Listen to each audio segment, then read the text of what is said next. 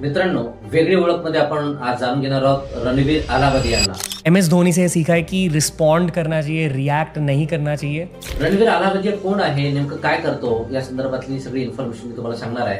परंतु हा जमाना पॉडकास्टचा आहे आणि मित्रांनो, या पॉडकास्टमध्ये स्वतःचं वेगळं स्थान निर्माण करून देशातलं क्रमांक 1चं पॉडकास्ट चॅनल त्यांनी सुरू केलंय आणि आज त्याच्यावरती करोडो फॉलोअर्स आहेत.